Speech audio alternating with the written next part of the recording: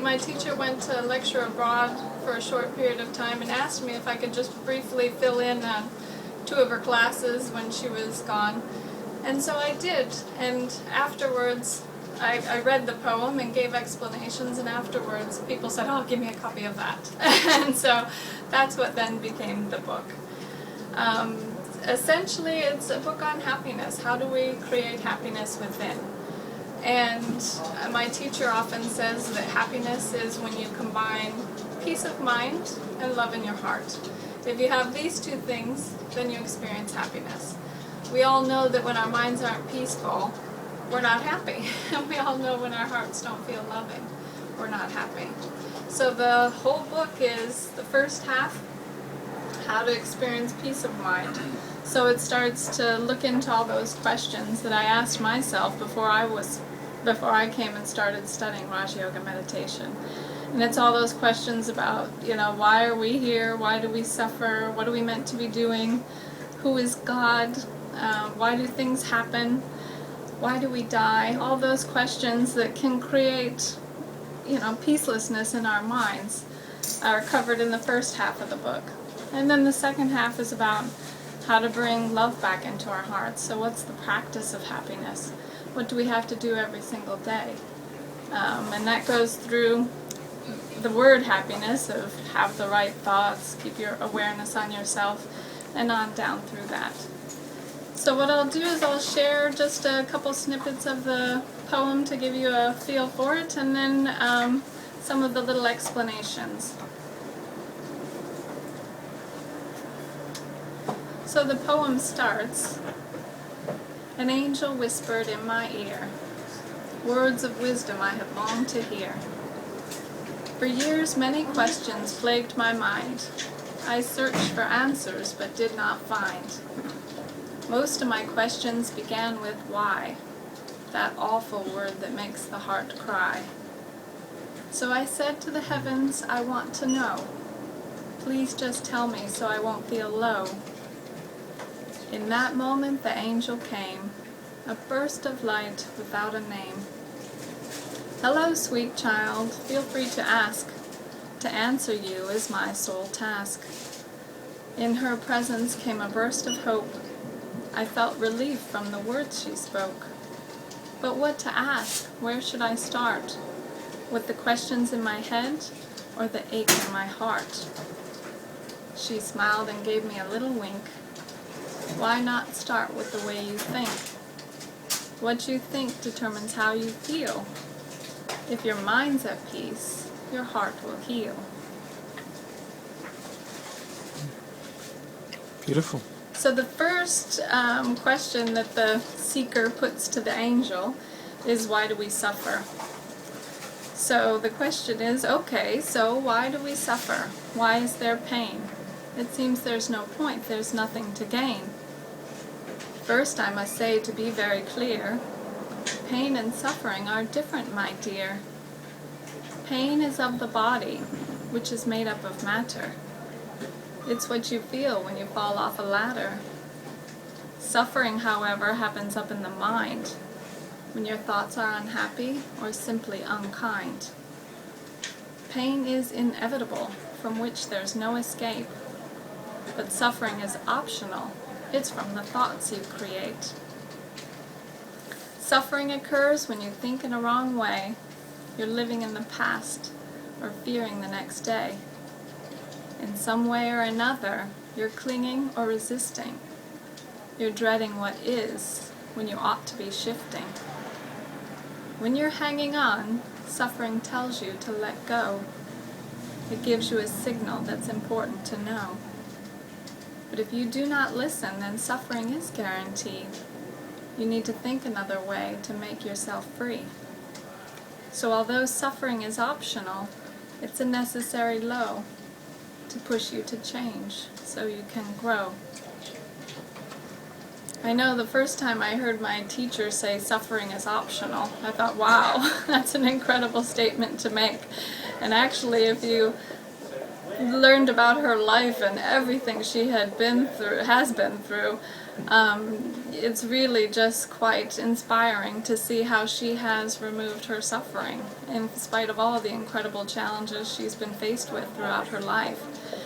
But it wasn't until I came and that I started to understand that it's our thoughts that create our suffering and not what's actually happening around us that I could begin to see that suffering could be optional, because we create our own thoughts, and it's our thoughts that create our feelings. And so what we need to do is learn how to create the right thoughts at the right time so we can have the right feelings, because there's a direct correlation between the quality of our thoughts and the quality of our life.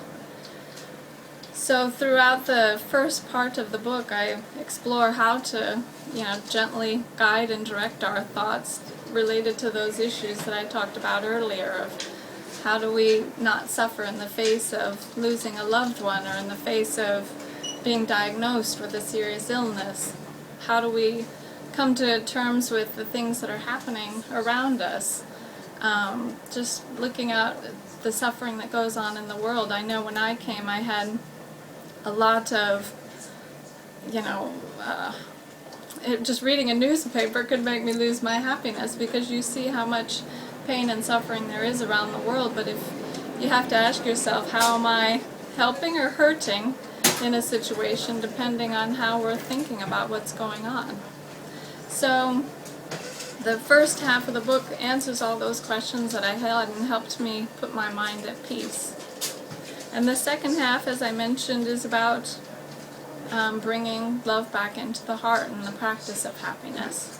So I'll read one little part of the poem from the first part, which is H, have the right thoughts. So if you think in the right way, then you'll feel in the right way.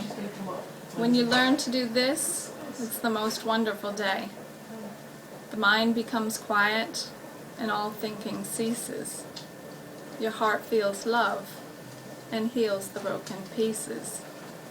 The incredible irony is, to be free from all thought, you must begin by thinking rather than by not. If you want to be happy, you must strengthen the soul. You must think in a new way and let go of the old. Every time a negative thought comes into your mind, you must replace it with another, something that is kind. Make use of the wisdom you have just learned to make sense of situations and keep from getting burned. You have to use your mind in a beneficial manner and no longer entertain negative internal banter. Positive thoughts are good, but the right thoughts you need. Thoughts based on wisdom, these thoughts are the seed. The fruit of these thoughts is love in the heart.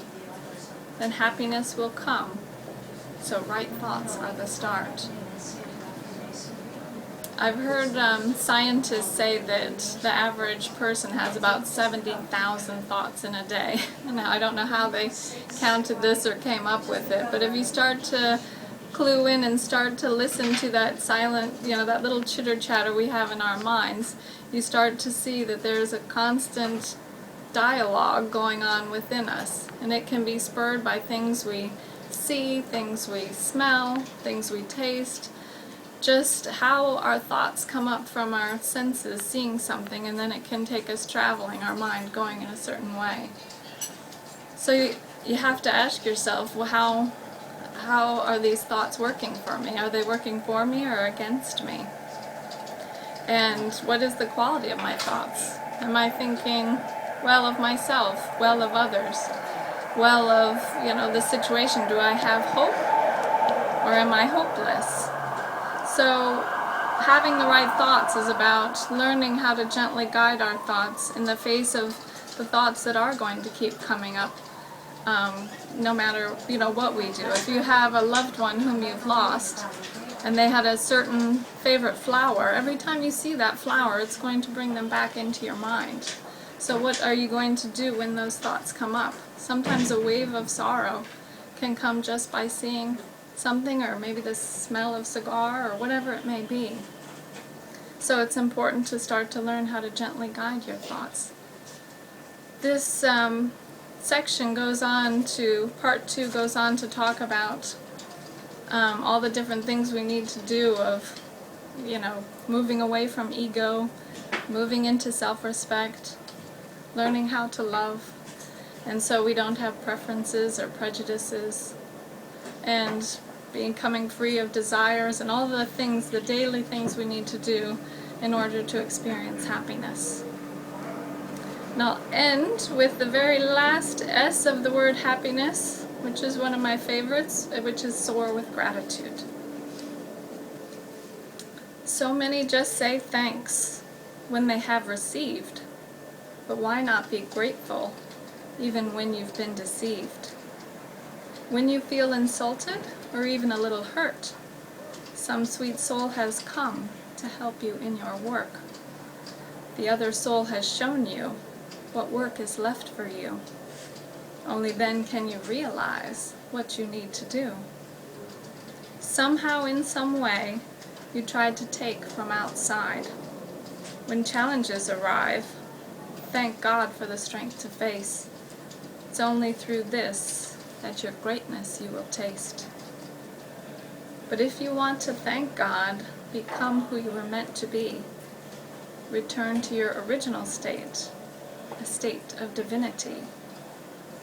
When you do this charity and truly heal yourself, you'll heal this broken world and serve everyone else. Just hearing these words made me soar with gratitude. My hope had been restored. I had a brand new attitude. I'd been given the wisdom and shown the simple way to learn how to be happy each and every day. When I think about gratitude, I think about when I learned the practice of gratitude, which was reading Sarah Von Breathnock's book, Simple Abundance, 10 years ago. And it was funny, she recommends that every day you write 5 things to be thankful for at the end of the day. And within 3 weeks you realize it's just transformed your entire day, because you're spending your day looking for things to be thankful for, instead of looking at things that you don't have or aren't quite going your way. But I know when I look back at 4 years I did that, writing down a gratitude journal every night. When I look back at it, what was I thankful for?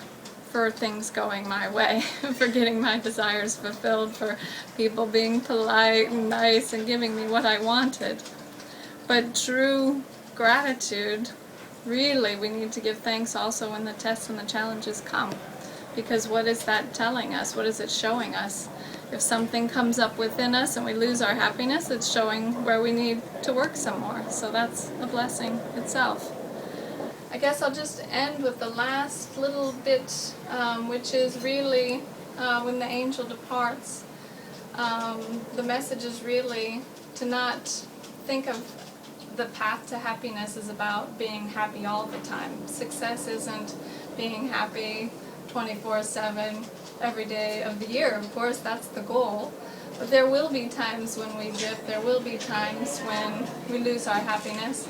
And success should be measured by shortening that time that we recover our happiness. Maybe someone says something to us and we take hurt or insult. Maybe before it would have taken us a week to recover, a day to recover, an hour to recover. And so what we want to see is that time shortening and shortening, and then that is success. And so I'll end with that, and thank you for your time, and ask if anybody has any questions that they would like to ask.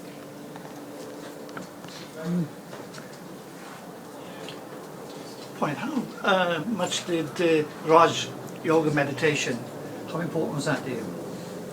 100%. Yeah. 100%. I had so many questions that hadn't been answered. I had been a bit of a seeker before, reading this book, that book, trying different methods to answer the questions I had in my mind primarily. But it was interesting when I first came and I started listening to my teacher. It was almost spooky. It was as if she had been reading my writings and been reading what I had been exploring and was answering things that I wasn't sure about, or she was confirming what I had thought. And it really helped tremendously. And then as far as like the meditative practice, I have to confess, there is a chapter in here. The first S of happiness is sit with yourself and God every day. And that is really about coming back and taking time for yourself and taking time to form a relationship. And I have to admit, I so loved the wisdom when I first came that I didn't spend too much time meditating it initially, because I loved the wisdom and it was helping me tremendously. So I thought, you know, oh, of course I tried it, but when you sat down for 5 minutes and all you could think of was, you know, birthday parties or grocery lists, whatever, then you quickly think, oh, this isn't for me, and just focus on the wisdom.